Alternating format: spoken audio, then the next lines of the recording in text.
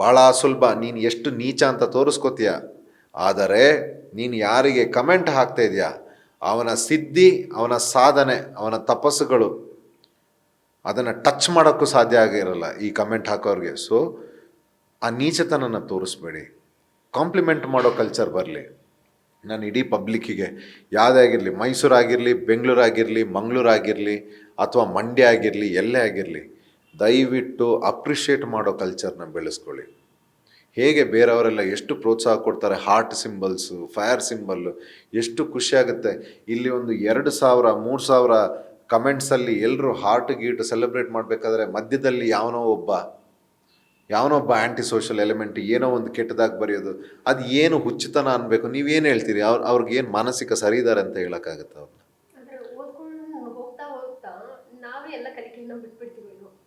ಹೌದು, ಅದೆಲ್ಲ ಒಳ್ಳೇದಲ್ಲ. ಅದು ಅವರ ಮಾನಸಿಕ ಸ್ಥಿತಿನ ತೋರಿಸುತ್ತೆ. ಮತ್ತು ಅವರ ಮಾನಸಿಕ ಸ್ಥಿತಿ ಈ ರೀತಿ ಇದೆ ಅಂತ ತೋರಿಸ್ಕೊಳ್ಳೋದೊಂದು ಸೋಷಲ್ ಅಲ್ಲ. ನಾನು ಹೇಳೋದು ಅವರ ಸ್ಥಿತಿನ, ಅಥವಾ ಇಂಥ ಮಾನಸಿಕ ಸ್ಥಿತಿಲಿ ಇದ್ದಾರೆ ಅಂತ. ಈಗ ಒಂದು 100 ಜನ ತಗೊಳ್ಳೋಣ, ಈಗ ನಮ್ಮದೆಲ್ಲ ಈಗ 1000ದಲ್ಲಿ ಹೋಗ್ತಾ ಇದೆ.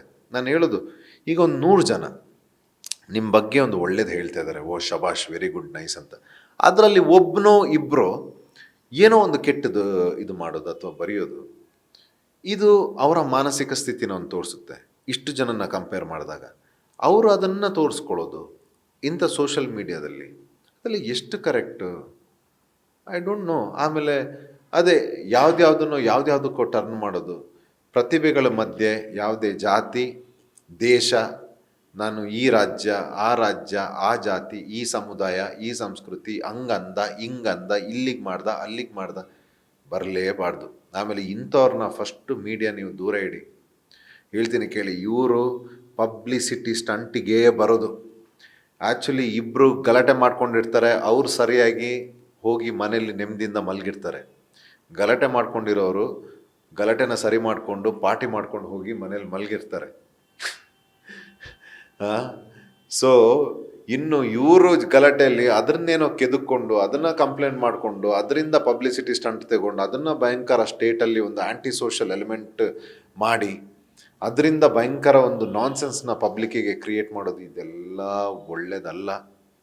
ಇದೆಲ್ಲ ಆಗಬಾರ್ದು ಅನ್ನೋದೇ ನನ್ನ ಒಂದು ಇಡೀ ರಾಜ್ಯದ ಜನತೆಯಲ್ಲಿ ಕೋರಿಕೆ. ಈಗ ತುಂಬ ಸ್ಟ್ರೈಟಾಗಿ ಹೇಳ್ತಾ ಇದ್ದೀರಾ, ಹೀಗಾಗಿ ಒಂದು ಸಂಭಾವನೆ ಅಂತ ಇದ್ದೇ ಇರುತ್ತೆ. ಸೊ ಧ್ರುವ ಅವ್ರ ಸಂಭಾವನೆ ಎಷ್ಟಿತ್ತು ಬಿಗ್ ಬಾಸ್? ನಾನು ಇಲ್ಲ, ವೇದಿಕೆಗೆ ಭಾಳ ಗೌರವ ಇದೆ. ವೇದಿಕೆಗೆ ಜಾಸ್ತಿ ನಾನು ಸಂಭಾವನೆ ಬಗ್ಗೆ ತಲೆ ಕೆಡಿಸ್ಕೊಂಡಿಲ್ಲ. ನನಗೆ ಆ್ಯಕ್ಚುಲಿ ಹೇಳಬೇಕು ಅಂತಂದರೆ ಸೀಸನ್ 10ಗೆ ಏನು ಕೋಟ್ ಮಾಡಿದ್ರು ಅದ್ರದ್ದು ಅರ್ಧ ಕೋಟ್ ಮಾಡಿದ್ದಿದ್ರಲ್ಲಿ.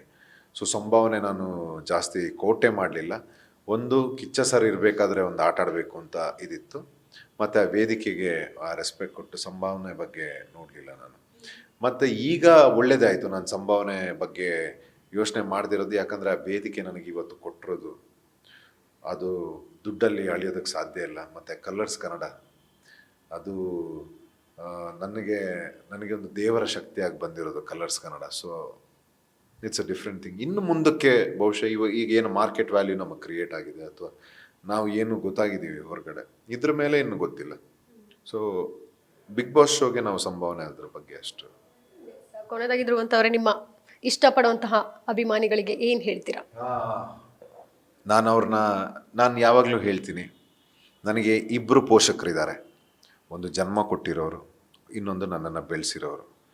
ನನ್ನನ್ನು ಈ ಮಟ್ಟಿಗೆ ಬೆಳೆಸಿರೋ ನನ್ನ ಪೋಷಕರಿಗೆ, ನನ್ನ ಎಲ್ಲ ಡ್ಯಾಡಿ ಮಮ್ಮಿಗಳಿಗೆ, ಬ್ರದರ್ಸ್ ಆ್ಯಂಡ್ ಸಿಸ್ಟರ್ಸ್ಗಳಿಗೆ, ಫ್ರೆಂಡ್ಸ್ಗಳಿಗೆ ನಿಮ್ಮ ಪ್ರೀತಿ ನನಗೆ ತುಂಬ ಬೇಜಾರಾಯಿತು. ಎಷ್ಟೋ ಜನ ಹತ್ತಿದ್ದಾರಂತೆ ನಾನು ಎಲಿಮಿನೇಟ್ ಆದಾಗ. ಧ್ರುವ ಹೋಗಬಾರ್ದು, ಫಸ್ಟು ಅರ್ಥ ಆಗಿಲ್ಲ ಧ್ರುವ ಯಾರು ಅಂತ. ಎಲಿಮಿನೇಟ್ ಆದಾಗ ಅವರೆಲ್ಲ ಹತ್ತಿದ್ದಾರೆ, ಯಾಕಂದರೆ ಆಗ ಧ್ರುವ ಏನು ಅಂತ ಅರ್ಥ ಆಗಿತ್ತಂತೆ ಅವ್ರಿಗೆ. ಆ ಪ್ರೀತಿ ನಾನು ಗೆದ್ದಿರೋದು ಇದನ್ನೇ. ಈ ಪ್ರೀತಿ ಸದಾ ಈ ನಿಮ್ಮ ಧ್ರುವನ ಮೇಲೆ ಇರಲಿ. ಒಂದು ಒಳ್ಳೆ ಪ್ರೊಜೆಕ್ಟ್ಗಳ ಮುಖಾಂತರ ನಿಮ್ಮನ್ನು ರನ್ಸೋದಕ್ಕೆ ನಾನು ಬರ್ತೀನಿ. ಈಗ ಸ್ವಲ್ಪ ದಿವಸದ ಮಟ್ಟಿಗೆ ಬಹುಶಃ ನನಗೆ ಕಾಲಾವಕಾಶ ಬೇಕು. ಬಿಕಾಸ್ ನನಗೆ ಎಲ್ಲೋ ಸ್ವಲ್ಪ ಆ ಯುದ್ಧದಿಂದ ಹೊರಗಡೆ ಬರೋದಕ್ಕೆ ಸ್ವಲ್ಪ ಕಾಲಾವಕಾಶಗಳು ಬೇಕು. ಸೊ ಆದಷ್ಟು ಬೇಗ ಒಂದು ಒಳ್ಳೆ ಗುಡ್ ನ್ಯೂಸ್ ಜೊತೆ ನಿಮ್ಮ ಮುಂದೆ ಬರುವಂಥ ಪ್ರಯತ್ನ ನನ್ನದಾಗಿರುತ್ತೆ. ಜೈ ಮಹಾಕಾಲ್. ಥ್ಯಾಂಕ್ ಯು ಧ್ರುವಂತ್ ಅವರೇ.